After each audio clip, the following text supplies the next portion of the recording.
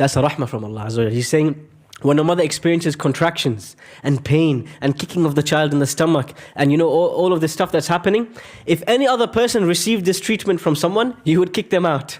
You'd have a fight with them. But the moment the child is born, the mother's crying. The mother's filled with love for this child. That's a rahmah from Allah. It could have been different. Whenever you see anything in this world, imagine it could have been different. Allah could have made it a different way. All the fruits could have tasted the same. All the imams could have sounded the same. All the teas could have been the same.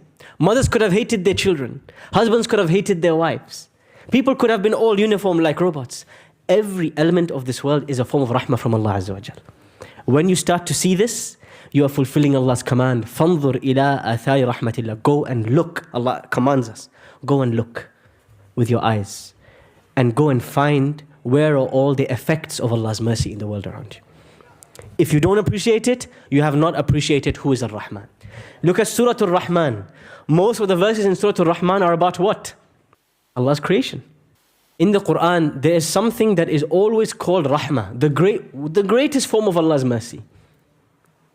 Who can tell me what is the greatest form of Allah's mercy upon His creation? The greatest mercy. What is the greatest form of Allah's mercy for us? You get to see Allah subhanahu wa ta'ala on the Day of Judgment. I mean in this dunya. Just existing is not the greatest form of Allah's mercy. Because the kafir also gets this. There is a special mercy only for us in this world. I'm not Jannah. In this world. Islam, Iman, the Quran. This is the special mercy only for us. Allah says in the Quran, يَا قَوْمِ أَرَأَيْتُمْ إِن كُنْتُ عَلَى بَيِّنَةٍ مِّن رَبِّي. The prophets, they say to the people, oh people, can't you see? If Allah has given me clear guidance, وَآتَانِي رَحْمَةً مِّنْ عِنْدِهِ, and He gave me a rahmah from Him. What is this rahmah? Is it Somali tea? Is it capsicum? Is it shawarma? What rahmah is the Prophet talking about? That Allah gave a special rahmah only for him? It is guidance, ad-deen, al-iman, al-islam. Do you know why this is the greatest rahmah from Allah? Why is this the greatest mercy from Allah? Because you might think to yourself, if Allah has a special mercy for the believers, because when Allah says in the Quran, وَرَحْمَتِي وَسِعَتْ كُلَّ شَيْءٍ, my mercy has encompassed everything, فَسَأَكْتُبُهَا لِلَّذِينَ يَتَّقُونَ, but I will make it especially for the believers. What is the special mercy? In this world, there is a special mercy from Allah.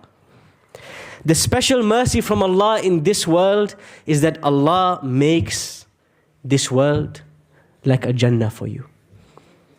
You might be tired, you might be hungry, you might be in debt. You might be divorced, you might be alone, you might be in pain.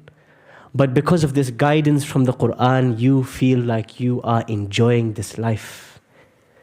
This is a rahmah from Allah Azza wa Jal. Compare yourself. Celebrities, they have all the material goods in this world, but they commit suicide. Every day of their life is a miserable, depressing existence.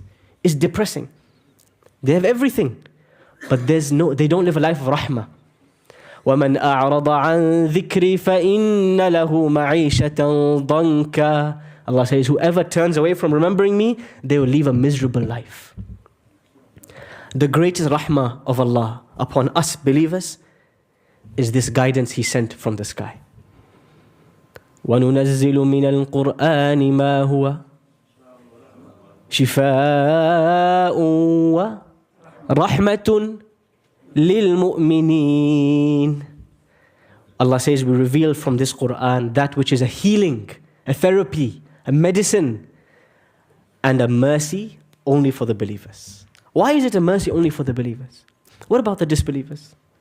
Because the believers are the ones who take this Quran and they want to follow it. They take this Quran and they understand it. This Quran makes them see the glass half full. They are always happy. عَجَبًا لِأَمْرِ الْمُؤْمِنِ إِنَّ أَمْرَهُ كُلَّهُ خَيْرٌ. As the Prophet says, how amazing is life for a believer. He sees everything as good. If something bad happens to him, he's patient and it's better, it's good for him. And if something good happens to him, he's grateful and it's good for him. They see everything as the glass is half full. Living this kind of a life is like experiencing Jannah in this world. Because trust me, there's other people, they don't express Jannah like you. I'll give you a very real statistic. A very real statistic. 1 in 10 people have thought of or have attempted suicide. 1 in 10 people. How many people in this room? 60, 70 people. 10% of everybody in the world have thought about killing themselves. Why? 2 centuries ago, in Europe and in most of the world, they decided they don't need God anymore. Most of the Christians stopped believing in God. When you live a life like that without Allah subhanahu wa ta'ala, it is a miserable life. You are empty. You may have everything in this world, but you will feel empty. The disbeliever, life is meaningless. If something bad happens to them, they have no explanation. That's why they call it the problem of evil. Anything bad is a big problem for them. It doesn't make sense.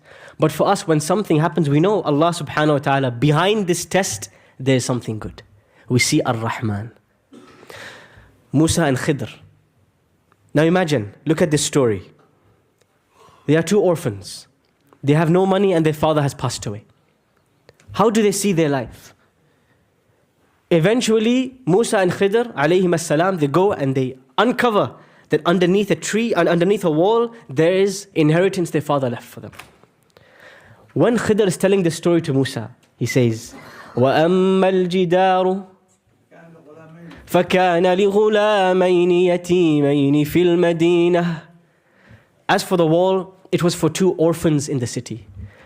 وَكَانَ تَحْتَهُ كَنْزٌ لَهُمَا وَكَانَ أَبُوهُمَا صَالِحًا. And their inheritance was hidden under this wall. The wall is the test. The wall is the pain. The wall is the struggle. But underneath the wall is always the treasure. This is how you have to look at life. Behind the wall, the pain, the difficulty, there is a treasure. وَكَانَ تَحْتَهُ كَنْزٌ لَهُمَا وَكَانَ أَبُوهُمَا صَالِحًا فَأَرَادَ رَبُّكَ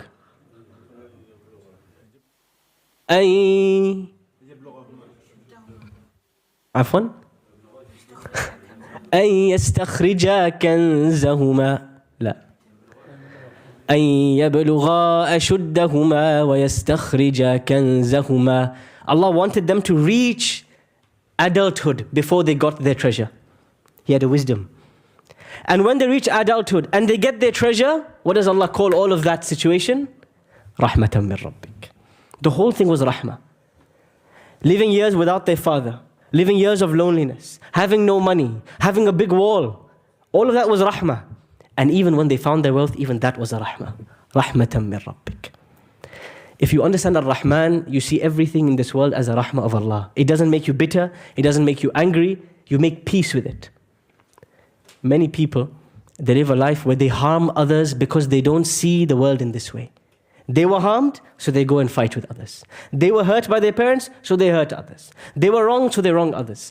If you see all of it as rahmah, then you will have rahmah on others. هذا وصلوا وسلموا وباركوا على من أمرتم بالصلاة وعليه صلى الله عليه وسلم وآخر دعوانا الحمد لله رب العالمين والسلام عليكم ورحمة الله وبركاته.